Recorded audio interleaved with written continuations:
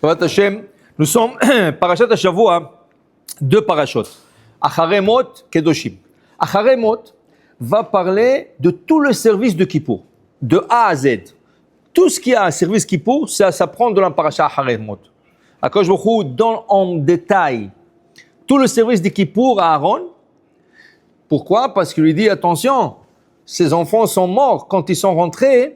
Ils ont mal fait en emmenant quelque chose qui ne leur a pas été demandé. Donc Hachem lui donne de A à Z tout le service. Qu'est-ce qu'il faut faire, comment il faut conduire, qu'est-ce qui rentre, qu'est-ce qui sort. Ça, c'est la paracha Acharei Mot. On va parler aujourd'hui de la paracha d'Kedoshim, la deuxième paracha. Pourquoi? La deuxième paracha, elle a à voir avec le Omer, la période de Omer. Okay? On rappelle seulement que le Omer, c'est une mesure. On appelle la période du Omer. On dit le compte du Omer. Mais le Omer, c'est quoi? C'est 1,550 kg de farine d'orge. Parce que le deuxième soir de Pessah, ils sortaient dans le champ, à Jérusalem, ils coupaient l'orge, qui est la première récolte. L'orge, il pousse plus vite que le blé. Alors la première chose qu'ils plantent, c'est l'orge. Ils coupaient l'orge, et là, ils préparaient comme une pâte, et c'est la première récolte de l'orge qu'on sacrifie sur l'autel. À partir de ce moment qu'on a sacrifié cette pâte d'orge sur l'autel, on l'a brûlé, on commence à compter le Homer parce qu'il reste 50 jours jusqu'à Shavuot. Et Sfartem Lachem. Alors on l'appelle cette période Homer, mais ça vient à cause de le sacrifice du Homer, à cause de ce sacrifice qu'on a sacrifié. Dans cette période, à travers le temps dans l'histoire juive, malheureusement, il est arrivé un incident. Dans la première paracha, aujourd'hui, on lit l'incident de la mort de deux enfants d'Aaron, mais pendant le Homer, il y avait un incident plus grave. 24 000 élèves de Rabbi Akiva qui sont décédés. Tu sais qu'est-ce que ça prend comme des années pour former 24 000? Rabbi Akiva, au début, il avait 40 ans. Il ne connaissait même pas l'Aleph-Bet. Mais sa femme, elle a vu beaucoup de émouna qu'elle arrivera à le façonner d'une manière qui va devenir un grand d'Israël. Alors, à la fin, il est devenu Rabbi Akiva. Petit à petit, il a commencé à ramasser des élèves. Les élèves, tu sais qu'est-ce que c'est donner chaque jour un cours à 24 000 élèves? Comment on peut faire ça? Hein? N'en fais pas. Quand tu auras 24 000 élèves, tu sauras quoi aussi, comment le faire. C'est l'expérience. Tu sais que le Ben Ishraï, Allah Shalom, Rabbi Yosef Haïm de Bagdad, il parlait chaque Shabbat à Mincha à 10 000 personnes. 10 000. Quand il est décédé, oui, 10 000. Son microphone. Quand il est décédé, son fils, il a pris la relève. Alors les gens commençaient à crier au milieu du discours. On n'entend pas. Il a dit, écoutez, mon père, quand il parlait, c'est la Shekhinah qui lui parlait de sa voix, qui sortait de sa voix. Alors, 10 000 personnes, ils étaient sur le toit, sur le fenêtre, ils entendaient. Okay? Mais si son microphone parlait à 10 000 personnes, comment c'est possible? Okay? Voilà, à 24 000 élèves, il parlait, tout le monde entendait le cours de Rabbi Akiva. Et malheureusement, ces élèves sont morts pendant le 33 jours du Homer. Maintenant, il y a deux coutumes dans le Homer. Il y a deux coutumes. Séfarade et Ashkenaz. La coutume séfarade, pour marquer comme un signe de deuil sur les élèves de Rabbi Akiva, on s'abstient d'écouter la musique, d'acheter des choses nouvelles. Ça, c'est pour le respect des Talmidim de Rabbi Akiva, qui sont décédés en 33 jours. Ils sont décédés en 33 jours. Maintenant, nous, les séfarades, qu'est-ce qu'on fait? On commence ça à partir du deuxième jour de Pessah, jusqu'à l'Agba Omer, mais le lendemain, c'est 33 jours. Les Ashkenazes disent non. Nous, on compte 33 jours, mais de l'autre sens, qui veut dire, eux, ils se coupent les cheveux, ils font de mariage jusqu'à Rosh Chodesh Iyar. À partir de Rosh Chodesh Iyar jusqu'à Shavuot, il y a 33 jours. Alors, eux aussi, ils font 33 jours. Mais à partir... Alors, c'est pour ça que les gens sont mélangés. Ah, j'ai vu mon voisin, Coco, il s'est coupé les cheveux. Ah, comment il s'est coupé les cheveux? On n'a pas le droit de couper les cheveux. Non, il m'a dit c'est Rosh Chodesh Iyar. Alors, Et il a copié sur son voisin, Ashkenaz. Mais l'Ashkenaz, il a le droit. Il peut même se marier s'il veut. Parce qu'ils ont... Alors maintenant, on dit, on ne peut pas jouer sur le 2. Ça veut dire que tu commences le 2, le deuxième jour de ce Pessah, tu te coupes les cheveux. Tu te coupes les cheveux, Rosh Chodesh, quelqu'un m'a dit aujourd'hui, aussi, tu peux te couper les cheveux à Chag HaTzmaout. Alors, Menziti d'abord. Menziti d'Akshi. Non, on m'a dit que c'était une fête. Et le rabbin m'a dit que c'était une fête. Ah ouais, chacun va te dire que c'est une fête. Et là, après, c'est Yom Yerushalayim. Mais après, 33 jours, c'est 30. Ou tu vas comme Sepharad, ou tu vas comme Ashkenaz. Il n'y a pas in between. Il n'y a pas entre les deux. Hein? Voilà, il a des Rabbi Meir. Mais on ne se coupe pas les cheveux. Il a des Rabbi Meir. La seule chose qu'on permet de donner, c'est écouter la musique. Pour l'honneur de Rabbi Meir Balanès. Mais il ne faut pas jouer. Une fois que c'est pour ça que la Gemara dit, quand il y avait les deux grandes écoles d'études, Bet Shammai et Bet Hillel, tu ne pouvais pas prendre ce qui me convient ou te convient. Tu dis, Bet Shammai aujourd'hui, ils sont trop stricts, moi je vais aller de l'autre côté. Et là après tu dis, Bet Hillel, aujourd'hui dans le cours, c'était trop strict le rabbin, je vais aller Bet Shammai. Celui qui le fait ça, la Gemara l'appelle Racha. Pourquoi? Asel Harav. Fais-toi un Rav, suis un système, pas deux. Il n'y a pas de système, ou ça, ou ça. Okay? Tu ne vas pas jouer avec sur deux. Eliyahu Hanavi, il le disait bien, dans un passouk, il disait Ad matay atem poschim al shtei haseifim. À l'époque d'Eliyahu Hanavi, il y avait des idolâtres, qui ont tiré le peuple d'Israël vers l'idolâtrie. Et les gens, qu'est-ce qu'ils faisaient? Le matin, ils allaient à l'église, à ça. Le soir, ils venaient, ils donnaient la tzedaka, smahli, alors, Eliyahu Hanavi dit, Ad matay atem poschim al shtei haseifim. Ou vous êtes goy, soit idolâtre à 100%, ou tu sois juif à 100%, mais tu ne peux pas jouer sur le 2. Vous savez, à New York, il y avait une vraie histoire. Il y avait quelqu'un, il montait à la Torah un jeudi, jour de Sefer Torah, il est monté à la Torah. Et il a dit, Shu mitnadev, $10,000. Le rabbin le regarde, $10,000? Ok, après la prière, vas-y. Il dit, qu'est-ce que tu as fait hier soir? Il dit, rien. Non, qu'est-ce que tu as fait hier soir? Il dit, rien. Il dit, reprends ton chèque. Tu as dû faire un grand péché, tu viens me donner $2,000 pour te calmer. Non, je ne veux pas ton argent. Tu fais d'Averot et après tu fais faire de mitzvot.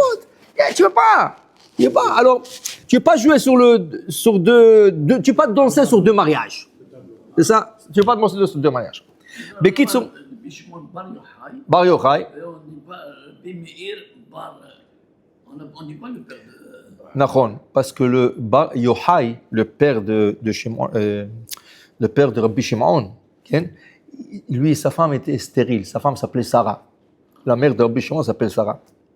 Ils étaient stériles pendant des années. Et lui, c'était un tzaddik, le père. Et il priait, jusqu'à il a eu un rêve. La mère, elle a eu un rêve. Quand Black Baomer, il a eu un rêve qu'ils auront un tzaddik et tout ça. Et voilà qui est Rabbi Shimon Bar Yochai. Alors, on refère Rabbi Shimon à son père, Yochai. Mais, dans plusieurs passages, on dit Rabbi Shimon. On ne dit pas Bar Yochai. Pourquoi? Alors, j'ai vu quelqu'un a fait une recherche, je ne me rappelle pas, c'est un rabbin, il a fait une recherche, il a vérifié tous les endroits où c'est dit, des fois c'est dit Bar Yochai, des fois Rabbi Shimon Bar Yochai, et des fois Rabbi Shimon. Pourquoi? Alors, il a trouvé comme ça, il a dit, quand Rabbi Shimon Bar Yochai n'était pas connu encore, on l'appelait Bar Yochai, le fils de Yochai. Ou quand il a commencé à grandir un peu, mais comment il était comme tout le monde, on l'appelait Rabbi Shimon Bar Yochai, toujours la référence du père. Mais quand il est devenu le grand Rabbi Shimon Bar Yochai, là on sait, il était une entité en lui-même, c'est Rabbi Shimon. Il n'avait pas besoin qu'on la référence de son père. Alors c'est Rabbi Shimon. Alors il dit, chaque fois que tu vois Rabbi Shimon, c'est quand il était déjà grand à son niveau. Et quand Rabbi Shimon Bar Yochai, ça veut dire qu'il était encore Talmid. Tov. Ici, 24 000 élèves de Rabbi Akiva qui sont décédés pendant une période de 33 jours. Okay? Et la Chachamim disent, comment ça se fait que c'est un Gezerah ça? Gezerah Kachar, 24 000. Ah, tu dis 1, 2. Vous savez qu'est-ce que c'est 24 000 élèves qui décèdent? Ça veut dire que Rabbi Akiva, il a besoin de participer dans tous les enterrements, Hasbe Shalom. Ça veut dire 700 enterrements par jour. Ni un, fais le compte.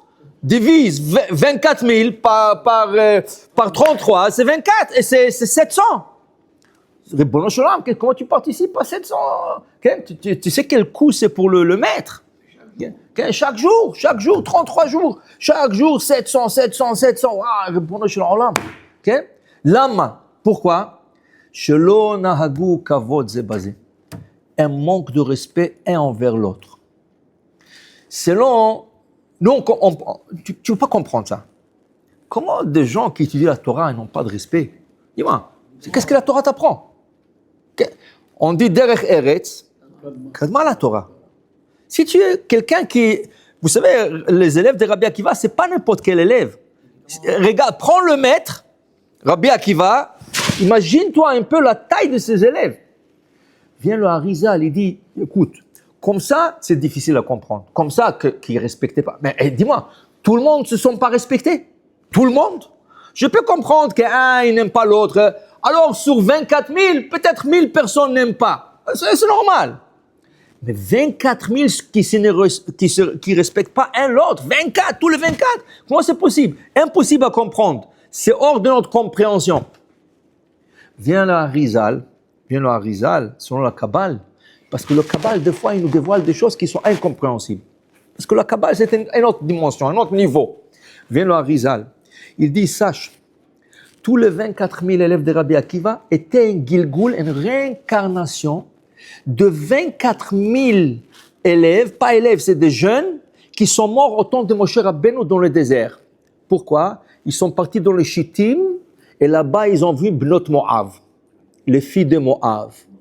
Et il y avait une épidémie qui s'est déclenchée, okay?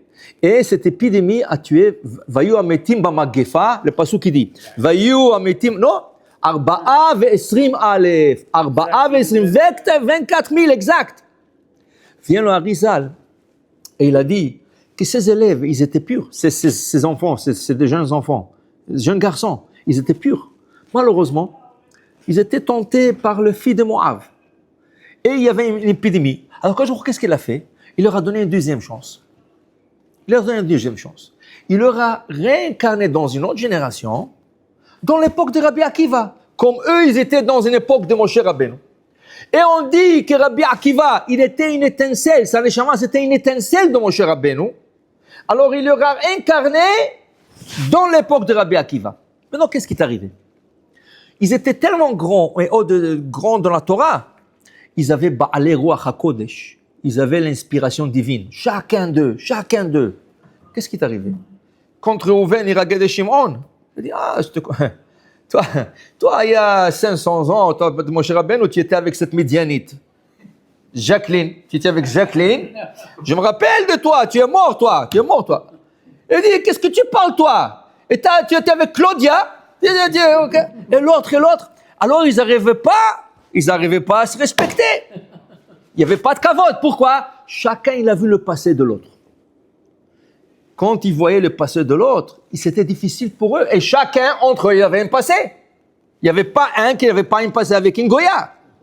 Alors, chacun disait, toi, tu étais avec cette Goya. L'autre, il dit, non, toi, tu étais avec la Goya. Mais chacun, alors, il n'y avait pas de respect à cause de leur haut niveau. Des fois, on dit, il vaut mieux de ne pas savoir. Que quand tu sais, tu n'arrives pas à s'y venir. Okay? No news, good news. C'est ça? Alors, pour te dire, voilà, 24 000 qui sont morts comme ça. On va apprendre ce soir quelque chose d'intéressant. Okay? Regardez, dans la paracha de Kedoshim, il y a une mitzvah que Rabbi Akiva a dit à ses élèves. Après la mort de 24 000, il a dit une phrase que tout le monde connaît. Ve'ahavta lereacha kamocha. Aime ton prochain comme toi-même. Zéama Rabbi Akiva, ça c'est la parole de Rabbi Akiva. Après que malheureusement tous les élèves sont morts, il dit, écoutez mes enfants, il faut s'aimer entre nous. Si on ne s'aime pas comme des juifs, qui c'est qui va nous aimer? Les goïms ne nous aiment pas. Alors entre nous au moins. Alors regardez, pourquoi cette mitzvah est tellement importante? Bon, il a dit ça après que les 24 ne sont pas respectés, ils sont morts. Mais regardez quelque chose d'intéressant. Il y a il y a il y a quelque chose que Chachamim nous disent, que le mot Israël, c'est un acronyme. Yud, Shin, Resh, Aleph, Lamed. Yud, Yesh, il y a. Shin, Shishim, 60. Resh, Ribo, 60 000. Otiot, des lettres, la Torah à la Torah. Ça veut dire que si tu prends un Sefer Torah, tu trouveras 600 000 lettres. Pourquoi 600 000 lettres? Ce n'est pas un chiffre d'hasard, ça. Parce que dans le désert, combien de juifs il y avait? 600 000 juifs. Dans le monde, combien nous sommes? 15 millions aujourd'hui. Il y a une époque, on était à l'époque il y a 70, à l'époque de l'autre côté, il y avait 18 millions. Mais sache une chose, tu peux avoir 15 millions, 18 millions, 20 millions, 30 millions, ce n'est pas important. L'âme de base, des âmes de base, il n'y en a que 600 000. Maintenant, l'âme elle-même, elle se divise en trois. Nefesh, Ruach, Neshama. Nefesh se trouve dans le foie, Ruach dans le cœur, Neshama dans le cerveau. Chaque âme se divise en trois. Vient le Ben Ishraï et il nous explique que une des parties de ces âmes se divise en 613. Ça veut dire que tu prends le 3, Nefesh, Ruach, Neshama, divise-leur en 613. Et ce 613 peuvent se diviser encore en multiples de 613. Donc tu peux avoir des millions de juifs, mais chacun d'entre eux partage une Neshama. Qui en total, le 18 millions ou le 15 millions vont te donner que 600 000. Yesh Shishim Otiot, c'est pour ça, dit le Harizal. Quand on fait la Agba'a Sefer Torah, ou ce que les Ashkenazes ils disent Gelila, quand on lève la Torah, qu'est-ce que tu fais? Tu regardes le lettre de la Torah, qu'est-ce que tu cherches? Dit le Harizal, cherche un mot qui commence par le premier lettre de ton prénom. Tu t'appelles Yitzhak, cherche un mot qui commence par Yud. Tu t'appelles Avram, cherche un mot qui commence par Aleph. Okay? Des fois c'est dur, mais celui qui lève, il faut qu'il ait un peu de force qui reste, qui tient. Okay? Maintenant, pourquoi ça? Parce que cette lettre, elle jaillit de la lumière dans ton âme. Qui commence ou il y a la lettre? Non, tu commences. Le mot doit commencer par la lettre de David, Daled. Non, Vaideber, ça ne marche pas. Il faut que tu trouves un mot. Okay? Ouais, c'est facile pour toi. David, Vayomer Adonai el Moshe, Daber el Bnei Israël. Daber, David. Shmuel c'est Gam Tov. Les femmes aussi. De la Hazara, vous pouvez le faire. Si vous avez des bonnes lunettes, vous pouvez de la Hazara. Sinon, vous emmenez des jumelles. Comme ça, vous regardez. Je m'excuse, je veux interrompre un peu. Pourquoi tu interromps? Non, j'ai entendu un commentateur cette semaine, un Israélien qui fait des recherches sur les Juifs et les Arabes. Pourquoi les Arabes nous détestent à ce point-là? Parce que ils étaient Juifs au départ.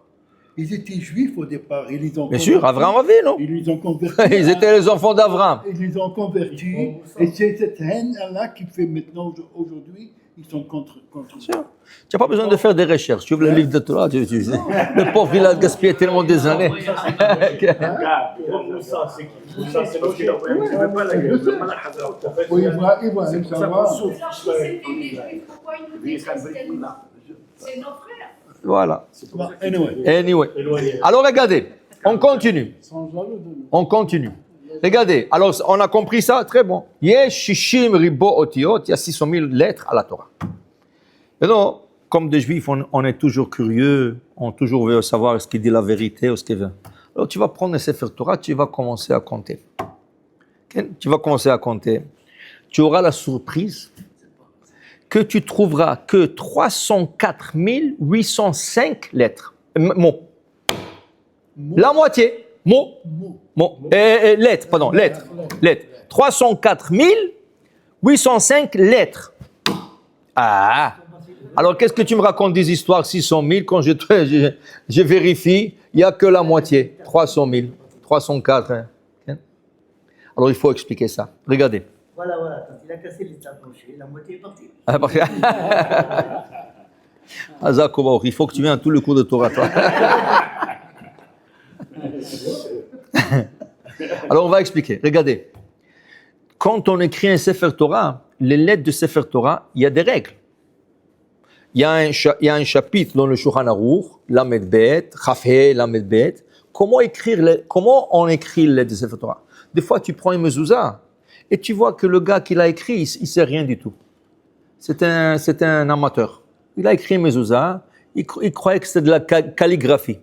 Tu vois que le gars ne connaît rien. Parce que, selon les règles, tu vois, il n'est pas en règle, le gars. Il n'est pas en règle. Qu'est-ce que ça veut dire règle? Regarde, on va te donner un exemple. Tu veux écrire la lettre Aleph.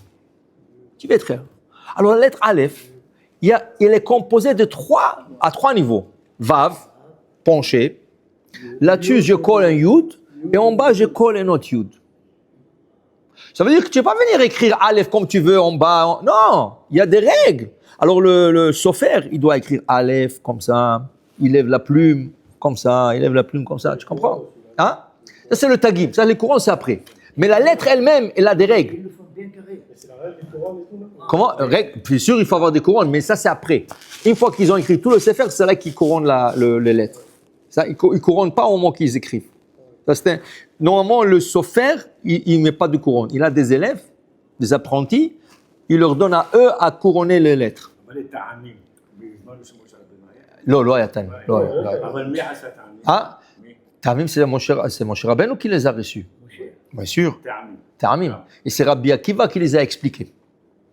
Maintenant, regardez.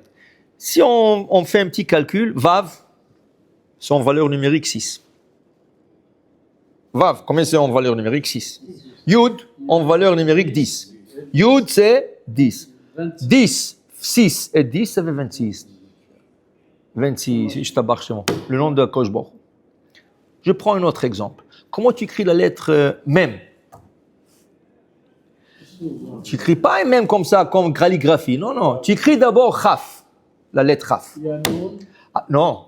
À côté de la lettre Chaf, tu ajoutes un Vav avec un espace et tu leur colles le 2 avec un petit trait.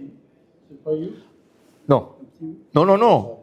C'est une Vav. C'est un Vav complète. Alors Chaf en valeur numérique, combien? 20.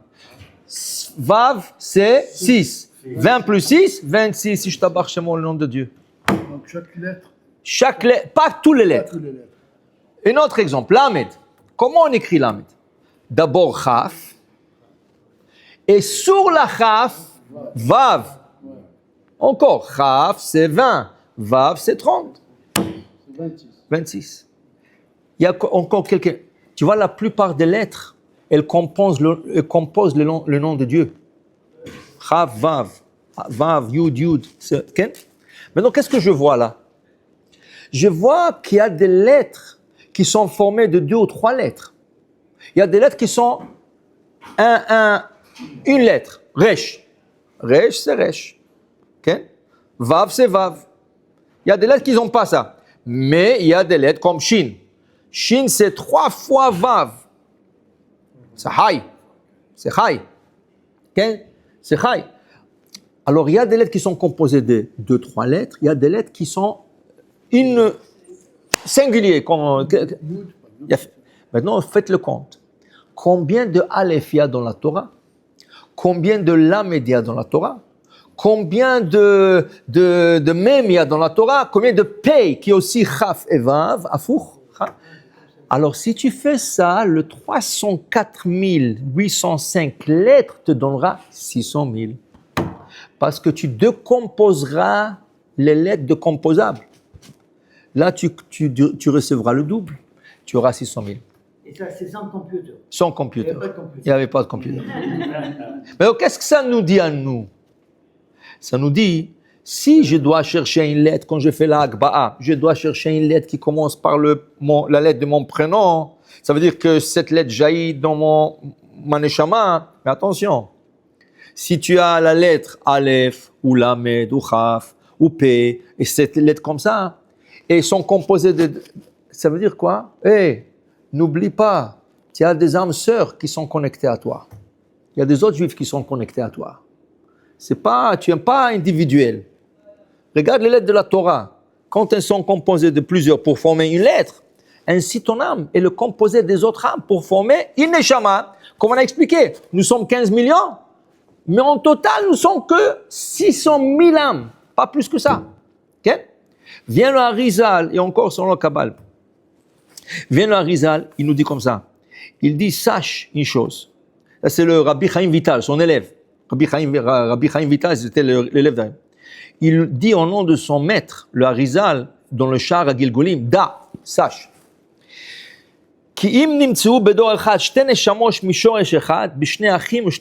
Sache, s'il y a deux frères ou deux amis, et ces deux frères ou deux amis, leur source de Neshama vient de la même source. Ça veut dire ils se connectent à la source dans une source. Sache que c'est les plus grands haïsseurs. Ils vont s'haïr entre eux. Ah, comment? Ils sont de la même source. Au contraire, j'aurais pensé qu'ils vont s'aimer. Ils vont s'aimer. Non, il dit non. Contraire, quand tu es de la même source, tu n'aimes pas l'autre. Tu n'aimes pas l'autre. Pourquoi? Pourquoi? Parce que il pense que l'autre, il vient de lui prendre la nourriture de la neshama, la source de nourriture de la neshama. Il dit, il est de la même source que moi, alors il va me prendre. De ma source, il prend ma nourriture. Alors ils saillissent entre eux. Maintenant, il dit, même si tu ne le vois pas, il dit, Beruach HaKodesh, c'est Ruach HaKodesh, la neshama, et c'est Ruach HaKodesh. Alors il dit, quand tu vois deux gens qui s'aiment pas, il faut qu'ils sachent, les deux, qu'ils sont de la même source. Le contraire. Quand on n'aime pas quelqu'un, il dit, celui-là, je n'ai rien à voir avec lui, je n'aime pas. Au contraire, c'est lui que tu repousses, tu n'aimes pas. Il est de ta source de neshama. Quand après 120 ans, Hachem va te dire, regarde, tu es frérot. Okay? Tu comprends? Mais Rabbi Akiva, qu'est-ce qu'il dit? Dis-moi, c'est possible d'aimer quelqu'un comme soi-même? Il y a des gens qui n'aiment même pas leurs femmes et leurs enfants comme eux-mêmes. C'est des égoïstes. Okay? Tu lui dis, non, aime ton prochain comme toi-même. Tu me parles de prochain, parle-moi de ma femme, parle-moi de mes enfants. Tu me parles d'un prochain. Qui c'est qui est capable? C'est une mitzvah qui n'est pas compréhensible. Non. Mon frère, écoute. Il est comme toi, lui. Il est de la même source que toi. Tu partages la même âme que lui. Seulement, vous êtes des parties des âmes. Mais vous faites partie d'une source d'âme. Okay? Et cette source, des fois, au contraire, tu vas la haïr au lieu de l'aimer. Okay? Exactement. Regardez, un des plus grands rabbis qu'on a connu, le rabbi de Lubavitch. Okay? Pourquoi il était tellement grand? Parce qu'il aimait chaque juif. Tu peux être le plus bas juif, okay? Il fait la avéro, tout ce que tu veux, il avait un amour pour ce juif. Quand tu as un amour pour un juif, c'est pas important il porte une kippa noire ou une kippa blanche, ou il a la barbe, il n'a pas la barbe. Même s'il n'est pas shomer Shabbat, il faut que tu l'aimes. Il faut que tu l'aimes. Un juif, en fin de compte, c'est comme un diamant. Il y a des diamants qui sont sales, il y a des diamants qui brillent. Alors lui, c'est un diamant sale. Il faut savoir comment le tailler. Il y avait une histoire. Il y avait comment on appelle ça? Rabbi Zalman de Ladi. C'était un des rabbins de Chabad. Il était jeune, il était à Yeshiva. Dans sa ville à lui, il y avait un gouverneur goy qui kidnappait des juifs. Il envoyait des gens pour kidnapper un juif et après il demandait de rançon.